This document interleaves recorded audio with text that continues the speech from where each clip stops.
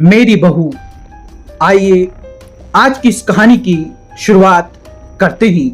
ये कहानी इस समाज को जागृत करने के लिए, महिलाओं की पिछड़ी स्थिति को बताने के लिए अति उत्तम कहानी है।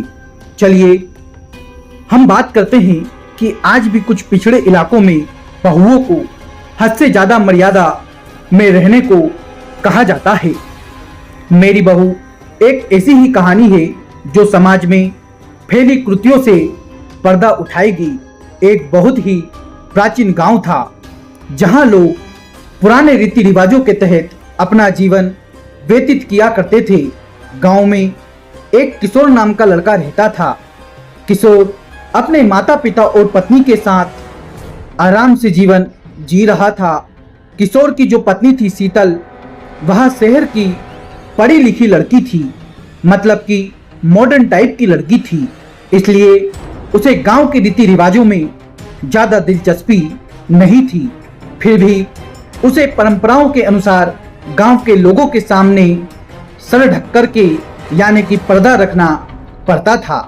कुछ दिनों तक तो शीतल ने बड़े बुजुर्गों की मर्यादा रखते हुए ये सब बर्दाश्त किया, लेकिन जब उसे लगातार पर्दे में रहने से घुटन होने लगी तो उसने अपने पति किशोर से शहर जाने की बात कही। किशोर बेचारा गांव में ही पला बड़ा था, इसलिए उसे शहर जाने में कोई रुचि नहीं थी। उसने अपनी पत्नी को समझाते हुए कहा, यहाँ हमारा पूरा परिवार है और हम इसे छोड़कर नहीं जा सकते। तुम्हें यहाँ रहने में क्या परेशानी है? शीतल ने किशोर से खुलकर अपने दिल की बात कह दी। बस फिर क्या था, वह अपनी पत्नी से नाराज हो गया और जोर जोर से चिल्लाने लगा। किशोर की आवाज सुनकर उसके माता पिता भी कमरे के अंदर आ गए और जैसे ही उन्होंने सारा मामला जाना तो उन्होंने भी अपनी बहू को बुरा भला कहा। ऐसा नहीं होता, भद्दी भद्दी बातें कहने लगे। सारे परिवार की बातें सुनकर शीतल की आंखों में आंसू आ गए।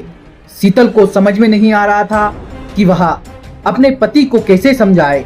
इस घटना के कुछ महीने गुजरने के बाद एक दिन शीतल सुबह होते ही बिना किसी से कुछ कहे, बिना किसी को कुछ बताए घर से निकल जाती है। काफी दूर पैदल चलने से उसे थकान महसूस होने लगती है, इसलिए वह एक सुनसान जगह पर जाकर बैठ जाती है। इधर घर पर जैसे ही किशोर को पता चलता है कि उसकी पत्नी घर छोड़कर कहीं चली गई है तो वो सारे गांव में शीतल को ढूंढने निकल जाता है। किशोर गांव के चारों तरफ जोर जोर से आवाज लगाते हुए अपनी पत्नी को खोजने लगता है। जब वह कहीं नहीं दिखाई देती तो सभी की चिंताएं बढ़ने लगती है, लेकिन इसी बीच एक बुजुर्ग व्यक्ति गांव वालों से आकर बताता है कि इस गांव की एक महिला रास्ते में सुनसान जगह पर अकेली बैठी हुई है। यह बात सुनते ही किशोर तुरंत उचित तरफ दौड़ लगा देता है। किशोर को भागता देख गांव के लोग भी उसके पीछे भागने लगते हैं।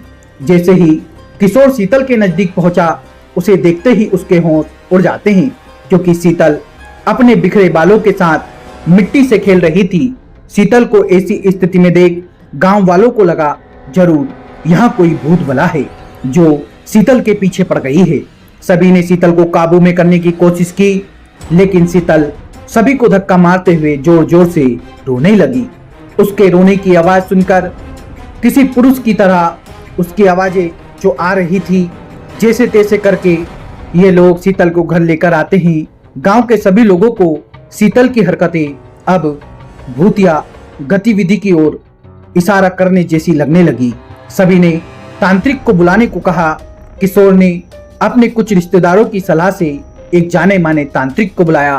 तांत्रिक ने आते ही चारों तरफ एक घेरा बना दिया और खतरे से बचने के लिए सभी को उस घेरे के अंदर रहने को कहा और शीतल के कमरे में अकेले ही चला गया। अंदर पहुंचते ही उसने शीतल को चेतावनी देते हुए कहा, साफ साफ बता दो यह नाटक क्यों कर रही हो, नहीं तो तुम्हें बहुत तकलीफ होगी। शीतल तांत्रिक को देखते ही आक्रामक होने लगी। तभी तांत्रिक ने शीतल के बाल पकड़कर दोबारा कहा, मैं अच्छी तरह से जानता हूँ भूत प्रेत नाम की कोई चीज नहीं होती। मैं कई वर्षों से इसी तरह लोगों के भ्रम दूर करता आया हूँ। तुम्हारे घर वालों को समझाना मुश्किल है, लेकिन तुम अच्छी तरह से जानती हो कि तुम यहाँ नाटक कर रही हो। तांत्रिक की बातें सुनते ही शीतल की आंखों में आंसू आ गए और उसने रोते हुए अपना झूठ कबूल कर लिया। शीतल ने तांत्रिक को बताया कि वह शहर की पढ़ी लिखी लड़की है, उसे ज्यादा बंधनों में रहना पसंद नहीं, उसे रोका टोकी पसंद नहीं, उसे पर्दा करना पसंद नहीं। उसने कई बार अपने पति से यहाँ से दूर यहाँ से दूर चले जाने के लिए कहा, लेकिन जब वह नहीं माना तो मजबूरी में आकर उसने चुड़ैल लग जाने का नाटक किया ताकि वह अपने मन मुताबिक जी सके। दरअसल भाइयों, तांत्रिक जो था वो एक वैज्ञानिक था जो कई सालों से भूतों के नाम पर फैली हुई अफवाहों की सच्चाई दिखाने के लिए रिसर्च कर रहा था और उसी वजह से उसने तांत्रिक वेशभूषा अपनाई थी। उसने शीतल को सबके सामने चुड़ैल की हकीकत बताते हुए माफी मांगने को कहा। जैसे ही गांव वालों को पता चला कि शीतल अपने परिवार के सामने सिर ढकने से बचने के लिए चुड़ैल का ड्रामा कर रही थी, तो उन्हें आज से पहले गांव में हुई सभी भूतिया घटनाओं पर संदेह होने लगा। तांत्रिक के समझाने पर शीतल के घर वालों ने उसे उसके पति के साथ शहर जाने की इजाजत दे दी।